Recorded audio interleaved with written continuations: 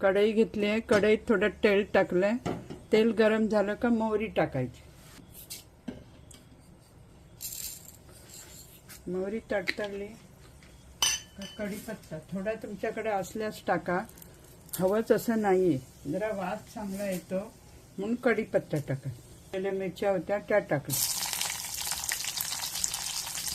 मिरची जरा तेलात घातली का जरा त्याचा तिखटपणा कमी होतो, स्वाद बरा येतो.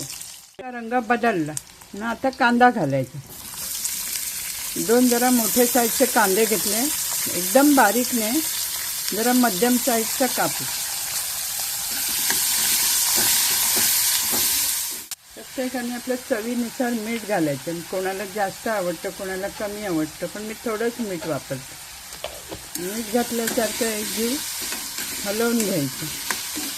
त्याच्यावर झाकण ठेवायचं. कांदा मऊ होण्यासाठी झाकण काढून बघूया कांदा किती शिजला. आता कांदा चांगला नरम होण्यासाठी थोडं गरम पाणी घालायचं.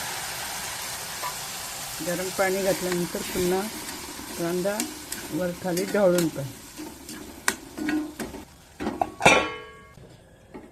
बघूया कांदा किती शिजला तो. तर कांदा झाल्यानंतर यात टोमॅटो घालायचे. 2 मध्यम साईजचे टोमॅटो चिरलेत.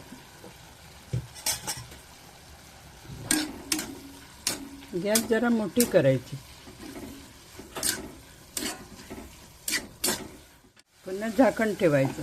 कांदा टोमॅटो मऊ होण्यासाठी थोडा वेळ शिजू द्यावा. तर टोमॅटो किती शिजला ते पाहूया. जरा नरम झालाय टोमॅटो.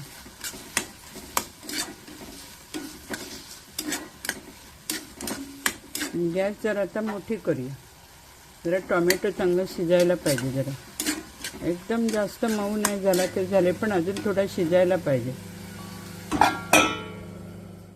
टोमॅटो बघूया किती शिजला. बरंच नरम झालं. आता पेस्ट केली मी, घरचीच केलेली आहे. ही थोडी पेस्ट घालायची. घरचा मसाला आहे, गरम मसाला. हा थोडा मसाला घालायचा. एकसारखं ढवळून घ्यायचं. थोडंसं पाणी घालायचं. मसाला कांद्यात आणि टोमॅटोत मिक्स व्हायला पाहिजे, मग थोडंसं पाणी घालायचं आणि बारीक गॅसवरती शिजू द्यायचं. आता थोडं मीठ घालूया.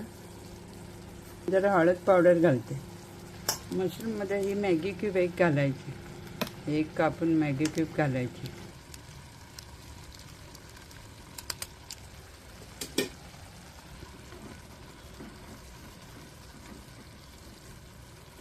हे वरचेवर जरा यांना लावून घ्यायचं. वेगळं लावायला पाहिजे होतं पण मी विसरले ना, आता मला आठवण आली आहे. जरा लावायला आलं मग चव बरी येते. हा जरा टेस्टी लागायला लागतो. आता वरती खालती परतून घ्यायचं.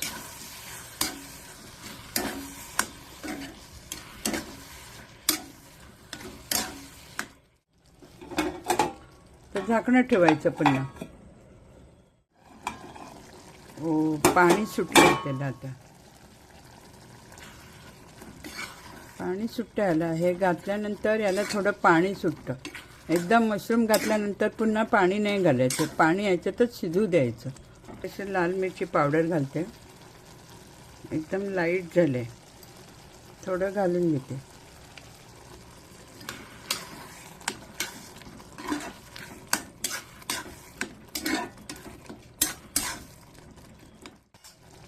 पुन्हा त्याच्यावर झाकण ठेवायचं. पाणी आता थोड्या वेळाने आटेल. गॅस थोडा कमी केला आहे. पाणी छान झालं. असं जरा झालं पाहिजे. थोडं ओलसर झालं पाहिजे. खूप कोरडी नको. थोडं ओलसर असल्यामुळे पोळी बरोबर चपाती बरोबर सकाळच्या मुलांच्या टिफिनसाठी केल्या. तुम्ही हा करू शकता. त्याला जास्त वेळ लागत नाही. लगेचच होतं. फक्त कांदा नरम व्हायला थोडासा वेळ जातो. तर गॅस बंद करते.